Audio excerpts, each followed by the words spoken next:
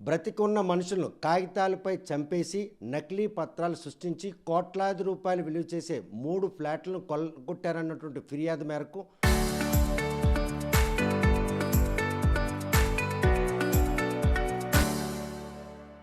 మాజీ స్పీకర్ తమ్మినేని సీతారాం కుటుంబంపై పోలీసులు కేసు నమోదు చేశారు.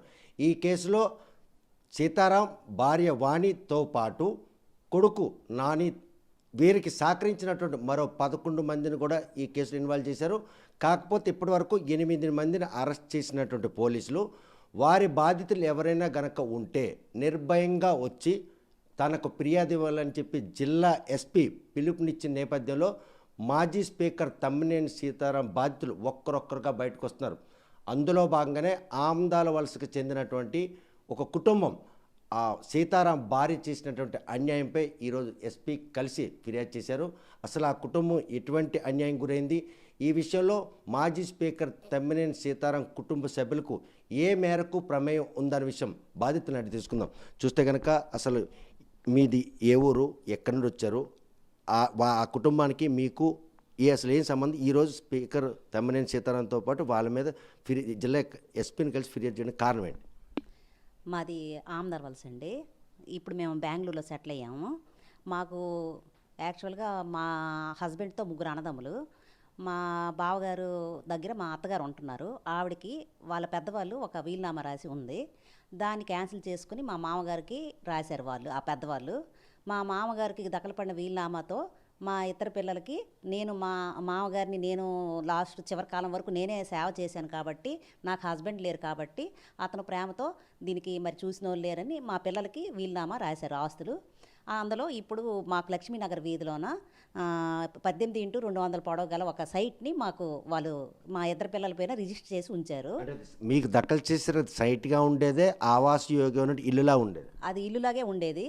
ఆ ఇల్లులాగా ఉన్నదాన్నే మేము అగ్రిమెంట్ చేసాము ఒకరికి. మేము మా పాప పెళ్ళికి బాబు కోసం హయ్యర్ స్టడీస్ కోసం అనేసి మేము సేల్కి పెట్టాము.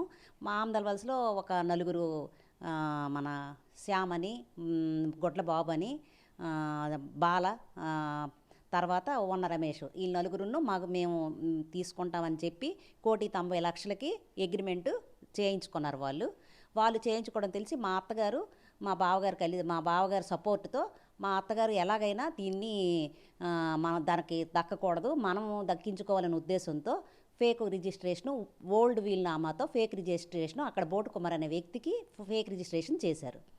అది తెలిసి ఆ రిజిస్ట్రేషన్లో ఖాళీ జాగా కింద రిజిస్టర్ చేయించుకున్నారు వాళ్ళు.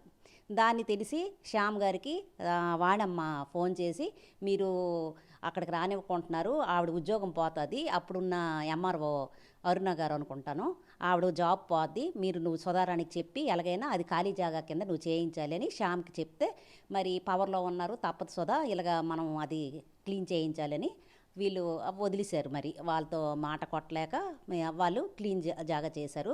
ఆ పేపర్ కట్స్ కూడా ఉండేవి మా దగ్గర, అవి మధ్యన మరి అంతా అయిపోయింది కదని మేము ఒక్కొక్కటి డిస్పోజ్ చేసాము. అది అలాగ అయింది. అలా జరిగిన తర్వాత ఆవిడేమో మీ అందరికీ నేను సెటిల్ చేస్తాను రండి అని చెప్పి మాకు కౌరు పెట్టింది. మేము బెంగళూరు నుండి 3 కలిసి వచ్చాం. 3 వచ్చిన తర్వాత మా అందరికీ మీరు 1,90,00,000కి 4 రిజిస్ట్రేషన్ చేసిన తర్వాత, అగ్రిమెంట్ చేసిన తర్వాత ఈ విషయంపై మీ బావ అదేవిధంగా మీ అత్తగారు కలిసి ఈ ఆస్తిని మీకు దఖలు కాకుండా చూడడానికి పాత ముందు రాసిన వీలునామాలని 4G చేశారని ఒక నిర్ధారణకు ఎప్పుడు మీకు తెలిసింది? 4G చేశారంటే మాకు అప్పుడే తెలిసిందండి. 2022లో జరిగింది ఇది, అప్పుడే మాకు తెలిసింది. తెలిసిన వెంటనే ఎవరైతే మీకు అగ్రిమెంట్ కట్టిన వాళ్ళు అది తెలుసుకొని మాకు ఇలా కౌరు పెట్టారు, ఇలాగ మీ అత్తగారు ఇలా చేశారు, దీన్ని ఏం చేస్తాము అని చెప్పేసి దానికి ఇంజక్షన్ ఆర్డర్ ఒకటి తెచ్చామన్నమాట. ఇది మా పేరునే ఉంది అని చెప్పి ఇంజక్షన్ ఆర్డర్, దీని మీదకి ఎవరు వెళ్ళకూడదని ఇంజక్షన్ ఆర్డర్ తెచ్చాం. కానీ ఆవిడ వాణిశ్రీ గారి మాట కొట్టలేక అన్నిన్నో వదిలేసుకున్నారు. వాళ్ళ 4 కూడా భయపడి వదిలేశారు. వదిలేస్తే నేను సెటిల్ చేస్తానని ఆవిడ ఇంటికి రమ్మని అందరికీ పిలిచింది. అందరూ వెళ్ళిన తర్వాత ఇలాగ చేద్దాం, నేను సెట్ చేస్తాను, మీకు మీకు హయ్యర్ మీకు ఇస్తాను పేమెంటు, వాళ్ళకి మీ అత్తగారు పెద్ద ఆవిడ కాబట్టి ఆవిడకి ఎంతో కొంత ఇస్తుంటే ఓకే అని చెప్పి ఇందులో తెరలింగ రామారావు మీడియేటింగ్ చేసి మా అందరికీ ఒప్పించి తీసుకెళ్ళాడు అనమాట ఆవిడ దగ్గరికి. తీసుకెళ్తే అందరం ఓకే చెప్పాం, పోనీ ఎలాగో పూర్తి అవ్వాలి కదా అని మేము ఓకే చెప్పాం. దాన్ని ఆ ఫేక్ రిజిస్ట్రేషన్ని ఓకే చెప్పాం. మేము ఆ ఫేక్ రిజిస్ట్రేషన్కి మేము హక్కు విడుదల చేస్తామని ఒప్పుకున్నాం అనమాట. ఆవిడేమో మరుసటి రోజు రండి ఎక్కడి నుండి వెళ్దాం అని చెప్పి నాకు నా పిల్లలకి రమ్మని చెప్పి మీ మదర్ ఇక్కడ ఉంటారు, మీ ఇద్దరు పిల్లలు వెళ్ళి రిజిస్టర్ చేసిన తర్వాత మా బాబుకి చెప్పింది ఇలాగా, మీరిద్దరు వెళ్ళి రిజిస్టర్ చేసారండి, మీ అమ్మకి తీసుకెళ్తారు కానీ అని చిన్న భయం పెట్టేటట్టు ఆవిడ చేశారనమాట. ఆ భయంతో మా పిల్లలిద్దరూ మదర్కి ఏమైనా థ్రెట్ ఉండొచ్చు అని చెప్పే ఉద్దేశంతో ఇద్దరు పిల్లలను వెళ్ళి రిజిస్టర్ చేసి అమ్మ మేము ఇంటికి రీచ్ అయ్యాం నీకు అనేసి వాళ్ళకి వెళ్తుంది కదా. వార్త వెళ్ళిన తర్వాత ఆవిడ నన్ను వదిలేసింది. ఈవినింగ్ రండి అమ్మ అంది. రెండో పూట ఏమో ఆ బోటు కుమార్ అనే వ్యక్తి దగ్గర నుండి ఈవిడ రిజిస్టర్ చేయించుకుంది ఆ ఆస్తిని.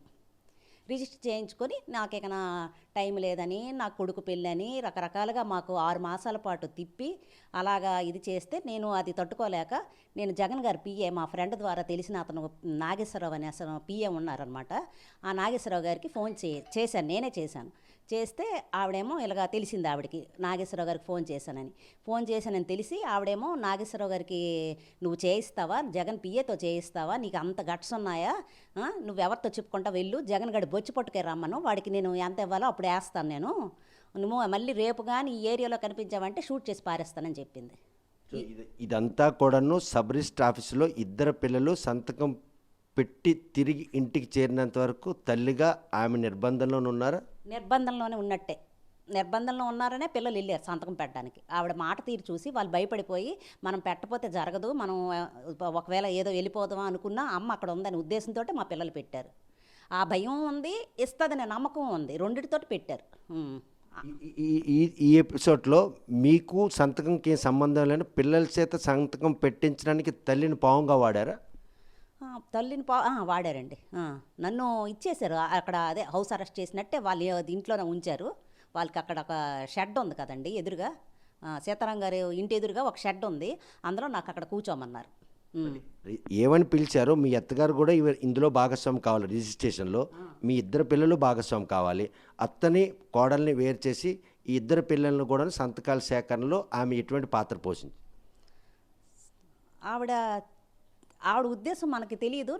మా పిల్లలకి మాత్రం పిల్లల చేత సంతకం పెడితేనే అది గట్టి అవుతుంది, వాళ్ళు వెర్షన్ అది కబ్జా చేద్దామని. తప్పుడు డాక్యుమెంట్ అని తెలుసు కూడాను, దాని తప్పుడు డాక్యుమెంట్ అని తెలుసు, అది తప్పని తెలుసు, వాళ్ళకి హక్కు లేదని ఆవిడకి తెలుసు. మీ పాప పెళ్లి కోసం ఆస్తిని అమ్ముకోవాలని మీ ప్రయత్నంలో ముందు అగ్రిమెంట్ కట్టిన వాళ్ళ డబ్బులు కూడా నష్టపోయారా, లేకపోతే అవి కూడా చెల్లించజరిగింది? నేను చెల్లించానండి. నేను నలుగురికి నేను ఆవిడ నాకు అన్యాయం చేసిందని వాళ్ళు ఏదో చిన్న రియల్ ఎస్టేట్ చేద్దామని ఏ ఉద్దేశంతో వాళ్ళు ఇచ్చేసుకున్నారో వాళ్ళ ఏడుపు నాకు వద్దు అని చెప్పి ఒక 2 months 3 months టైం అడిగి నేను వాళ్ళకి పే చేసేసాను. ఈ విషయంలో మాజీ స్పీకర్ సీతారాం భార్య నేరుగా ఈ తంతు నడిపారా, ఇంకా బెనకుండి ఇంకెవరైనా నడిపారు? సీతారాం గారి భార్య చెప్తేనే తెరలంగి రామారావు అనే వ్యక్తి వచ్చి ఉంటాడని నేను అనుకుంటాను. అతను పిఆర్ ఆవిడికి, తెరలంగి రామారావే మధ్యవర్తిత్వం చేసి మరి ఇలాగ ఉందని కూడా అతనే చెప్పి అన్నీ చేసి ఉంటాడు. కానీ మీకు ఇంత కష్టం వచ్చింది, ఒక స్పీకర్ హోదాలో ఉన్నారు కదా, ఆయన భార్య ఇలాంటి ఆకృత్యం ఆవిడ నన్ను తిట్టేటప్పుడు అతను పక్కనే ఉండి వాణి రోడ్డు మీద ఇదంతా ఏంటి లోన్కి వెళ్ళి ఇవన్నీ మాట్లాడుకోవచ్చు కదా అని అన్నారు తప్ప మరి ఇంకొకటి లేదు. ఎవరన్నా మాట్లాడు? సీతారాం గారే అన్నారు, వాణి రోడ్డు మీద ఇవన్నీ ఏంటి డిస్కషన్స్, లోన్కి వెళ్ళండి అని అన్నారు. ఆవిడ మళ్ళీ రేపు వచ్చావంటే నీకు షూట్ చేసేస్తాను ఇక్కడ అని చెప్పింది. చూస్తే కనుక అత్తవారి నుండి దక్కలైనటువంటి ఆస్తిని కొల్లగొట్టేందుకు ఈరోజు కోడళ్ళు మాత్రం బంధించి మనవలతో సంతకం పెట్టించారు. ఈ విషయంలో ప్రత్యక్షంగా తల్లిని నిర్బంధించారనే విషయం తెలిసినటువంటి కొడుకు మనతో ఉన్నారు. అసలు ఆ రోజు ఏం జరిగింది, మీరు అమ్మ చెల్లి అక్కడికి వెళ్ళాల్సిన అవసరం ఉంది? మాకు ఇది ఒక 3 నెలలుగా వాళ్ళు మాకు ఫోన్లు చేస్తున్నారు. ఈ తెరలంగి రామారావు అన్న అతను అంటే ఈ కబ్జా అయిందని, అదే ఈ తప్పు రిజిస్ట్రేషన్ అయిందని తెలిసి మా నాన్నమ్మ మా పెద్దనాన్న వాళ్ళు వెళ్ళారు వానమ్మ దగ్గరికి వెళ్ళి, వాళ్ళు ఇలా తప్పు రిజిస్ట్రేషన్ అయింది వీళ్ళు కేసు వేసారని చెప్తే అప్పుడు వాళ్ళకి తెలిసింది ఒక జాగా ఉంది ఇది తీసుకుందాం అనేసి. అంటే మేము బెంగళూరులో లేము, మా ఫాదర్ లేరు, సో ఇవన్నీ చూసుకొని వాళ్ళకి మాలో వీక్ పాయింట్ ఒకటి కనిపించి ఈ జాగా తీసుకుందాం అనేసి వాళ్ళు అనుకున్నారు. అది మాకు పిలిపించి మేము వెళ్ళిపోయాం. అయినా సరే అంటే ఎందుకులే అనేసి. అయినా అప్పటి నుంచి మాకు 3 months కంటిన్యూస్గా ఫోన్ కాల్స్ చేశారు వాళ్ళు. అంటే మేమేమో ఎంతో కొంత అమౌంట్ ఇస్తే చేద్దాం అనేసి ఉన్నాము. బట్ వాళ్ళైతే ముందు రిజిస్ట్రేషన్ చేయండి, తర్వాత అమౌంట్ ఇస్తామనేసి అలాగే దాన్ని సాగదీశారు. 3 monthsకి అలాగా మాకు ఒక మెంటల్ ప్రెషర్లా క్రియేట్ అయ్యి మేము చివరికి వచ్చాము ఇక్కడికి. ఇక్కడికి వచ్చాక కూడా మేము ఒక 2-3 days ఆగాం వాళ్ళు డబ్బులు ఇస్తారేమో అని. అంతకీ వాళ్ళు ఇవ్వలేదు డబ్బులు. లాస్ట్కి ఆ రోజు రేపు వచ్చి రిజిస్ట్రేషన్ చేయాలని చెప్పి మాకు చెప్పారు. ఆ రిజిస్ట్రేషన్ రోజు మేము మా ముగ్గురు వెళ్ళాం తెల్లవారు వాళ్ళ ఇంటికి. అక్కడికి వెళ్ళినప్పుడు మా మదర్ కూడా వాళ్ళు కాల్ మీద పడిపోయింది. మా సిస్టర్ కూడా ఏడ్చారు. అంటే ఏదో ఒక డబ్బులు ఇచ్చి ముందుకు వెళ్దాం అనేసి. కానీ వాళ్ళు ఎంతకీ ఒప్పుకోలేదు. ముందు రిజిస్ట్రేషన్ చేస్తే కానీ డబ్బులు ఇవ్వము అనేసి.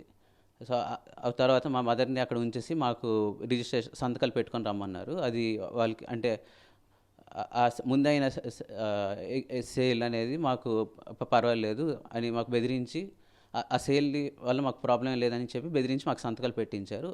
ఆ రోజు తెల్లవారు మాదిది అయ్యింది. తర్వాత మధ్యాహ్నం ఈ బోట్ కుమార్ అనే ఈ వ్యక్తి దగ్గర నుంచి వాణిశ్రీ గారు సేల్ అగ్రిమెంట్ చేయించుకున్నారు మళ్ళీ. ఆ రోజు సాయంత్రం మా మదర్ వెళ్ళినప్పటికీ ఈరోజు బిజీగా ఉన్నాను, పడుకున్నాను, బిజీ అయిపోయాను, టైర్ అయిపోయాను అనుకొని అలాగ ఒక 6 నెలలు సాగదీశారు. మా మదర్ ఇక్కడ, మా ఇద్దరు బెంగళూరులో జాబ్ ఉండి మేము వెళ్ళిపోవాల్సి వచ్చింది. బట్ మా మదర్ ఇక్కడ ఉండి 6 నెలలు ఇక్కడ శ్రీకాకుళంలో నుంచి ఆంధ్రవలసకి వెళ్ళి వచ్చి ఉండేవారు. ఆ 10 kilometers తిరుగుతూ ఉండేవారు.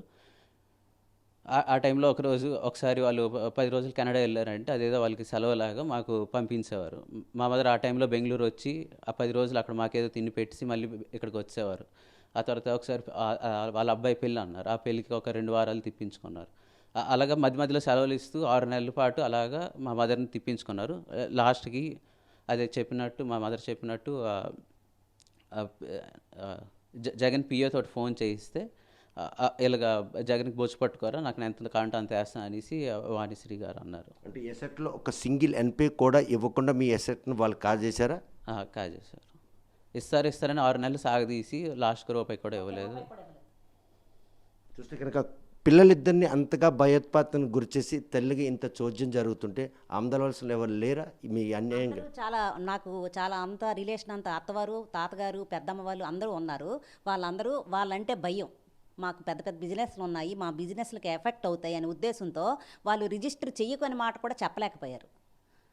భయంతో వాళ్ళు చెప్పలేకపోయారు. ఈ రోజు కూడాను నాకు సపోర్ట్గా రమ్మంటే వాళ్ళు ఇంకా భయంతోనే ఉన్నారు. ముందు ఇంకా ఏం జరుగుతాయో, ఎవరి వల్ల మా బిజినెస్లకు వస్తాయి ప్రాబ్లమ్స్ అని వాళ్ళు భయపడి ఇప్పటికీ మాకు సపోర్ట్ చేయట్లేదు. చూస్తే కనుక కూతురు పెళ్లి కోసం అత్తరిచ్చినట్టు ఆస్తిని అమ్ముకోవాలని చేసినటువంటి ప్రయత్నంలో ఒక్క రూపాయి కూడా మీకు రాకుండా మొత్తం ఆస్తిపోయింది. ఈ విషయం చెప్పుకోవడానికి కూడా న్యాయస్థానాలు ఉంటాయి, చట్టాలు ఉంటాయి. న్యాయస్థానాలంటే వాళ్ళు దీంట్లో ఉన్నారు కదండి, వాళ్ళు పవర్లో ఉన్నారు కదా. ఇప్పుడు మాకు థ్రెట్ అనేసి వస్తే పేల్చేస్తాను అమ్మాయి, కాల్ చేస్తాను ఆవిడ ఏం చేస్తారో మాకు భయం ఉంటుంది కదా. ఒక ఆడపిల్లతో నేను ఉన్నాను, నా భయం నాకు ఉంటుంది కదా. మాకు అప్పుడులో అందరూ మీడియాకి వెళ్ళండి, అది చేయండి, ఇది అన్యాయం జరిగిందని ధర్నాలు చేయండి, అది ఇది అన్నారు. కానీ నాకు ఆడపిల్ల ఉంది, ఈరోజు నేను ఆ పని చేయలేను, తను పెళ్ళికి ఎఫెక్ట్ వస్తుంది మంచి ఉద్దేశంతో నేను వద్దు, పోతే పోయింది అమౌంట్, నాకు దానికి తగిన వరుడు నాకు తోచిన దానితో నేను పెళ్లి చేస్తానని ఉద్దేశంతో నేను అక్కడికి డ్రాప్ అయిపోయాను. ఇప్పుడు ఈ కేసు వచ్చిన చేత, గోవు గారి కేసు బయటకు వచ్చిన తర్వాత మాకు ఎస్పీ గారిది నేను వీడియో చూసేసి మేము బెంగళూరు నుండి బయలుదేరి వచ్చాము. ఎస్పీ గారికి లోకల్ పోలీస్ స్టేషన్కి రిపోర్ట్ చేసాము. రేపు ఎల్లుండి నారా లోకేష్ గారి దగ్గర కూడా అపాయింట్మెంట్ తీసుకుని వెళ్దాం అనుకుంటున్నాం. దానికోసం ట్రై చేస్తున్నాం. చూస్తే కనుక ప్రస్తుతం మాజీ స్పీకర్ తమ్మినేని సీతారాం కుటుంబ సభ్యులు బాధితులు ఒక్కరొక్కరుగా బయటకు వస్తున్నారు.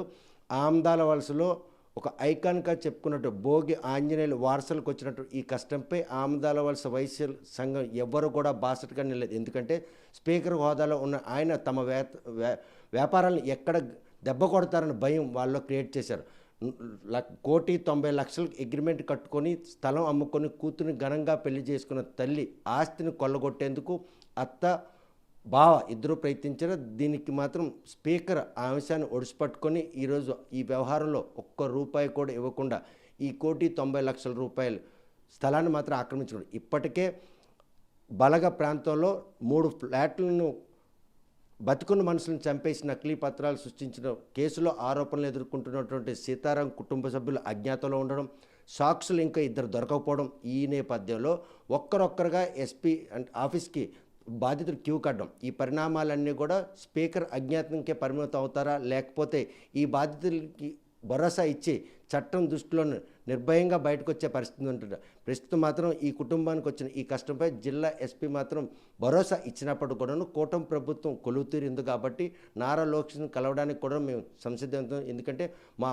వారసత్వంగా వచ్చిన మా భూమిని మాత్రం ఇలా ఒక్క రూపాయి కూడా ఇవ్వకుండా కొల్లగొట్టుకుపోయిన విషయం మాత్రం ఈరోజు సీతారాంపై వచ్చినటువంటి ఫిర్యాదును పరిదీసుకుని ఈరోజు మళ్ళీ మేము బయటికి రావడం జరిగింది. తమకు ఎట్టి పరిస్థితుల్లో న్యాయం జరుగుతున్నటువంటి ఒక ధీమాను వ్యక్తం చేస్తాం. మరి ఈ విషయంలో చట్టం అదేవిధంగా కూటమి ప్రభుత్వం ఈ కుటుంబాన్ని ఎలా బాసటగా నిలుస్తుందన్న విషయం వేచి చూడాల్సింది. వీడియో జర్నలిస్ట్ రామకృష్ణతో సత్యం, RTV శ్రీకాకుళం.